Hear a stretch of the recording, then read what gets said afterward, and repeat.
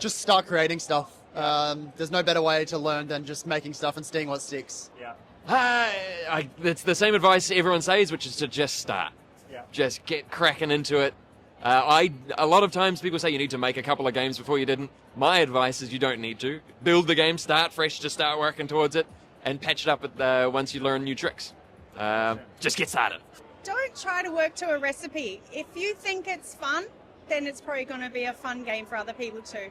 Don't try and make something entirely new. Don't try and make something entirely existing. Find what you like about something that exists, and then find ways to improve the things that you don't like about it, or to mash things from other things that you like. It's all experimentation, and also get your friends around it. Get your friends to try it out. Get your friends to experiment with it with you. Game design is it's a process of finding out. You don't know what you're doing until someone's played it. I'd have to say, think of an idea and then really expand on it. Like, try and nail down the core of your idea before moving into prototyping. Because we did that, we didn't do that, and it caused a lot of issues very early on. But now that we've got the core, we're good. Get your head around how to get money. So there's lots of grants from Screen and Vic governments. Yeah. So Screen Australia and Screen Victoria. Probably wait and get a actual corporate job first to learn how workflow works. Yeah. Because time management is a real thing. Yeah. So teach yourself in your spare time, save up, squirrel away some money, and then get stuck straight into it, and then you have all the fun. I think one of the challenges that we've had that I would take forward to my advice to myself in the future is that we started this project working part-time and fitting it in where we could, and then we got some funding and we didn't change gears. We kept kind of working part-time, and that can draw out your production schedule. But it's like, if you can at some point get to a point where you're just like, spend your resources quickly, like just work hard. And if that means you run out of money and that's as far as you get, then that's fine. But I think, basically try not to stretch it out too long. Yeah. I think I always say that the hardest thing for me was figuring out that it's good to work and collaborate with other people. So I always recommend just trying to find game jams, find people in your local community who you can meet and talk to.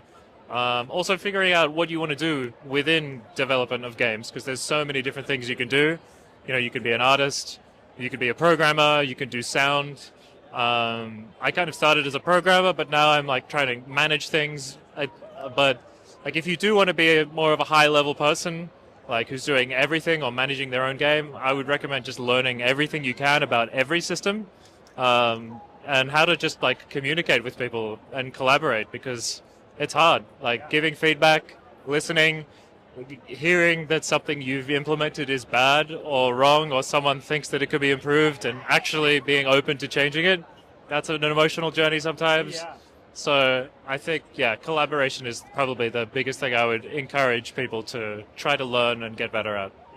Don't worry about if you don't know everything right now, right? Like developing the game along the way, I recommend just start with a tutorial, build off that tutorial, and at a certain point maybe you'll outgrow the first version of the game you made, and you'll just remake it, right? And that's a natural part of the process. So I would say, don't think, just jump in.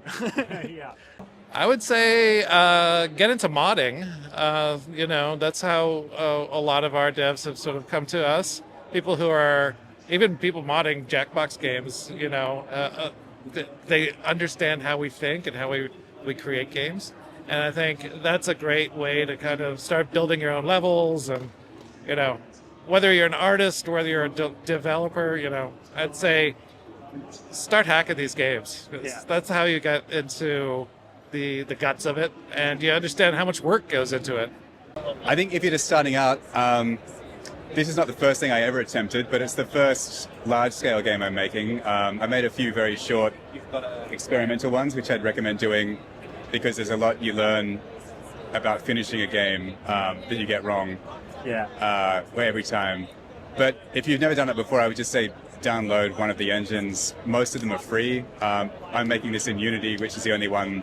It's the first one I tried, and I kind of clicked with it and stuck with it, but I had absolutely no experience when I first started out. I've got no background in programming or any sort of software development. So I would say if you have the time to do it, download it and just start playing around, because chances are it's easier than you think it might be.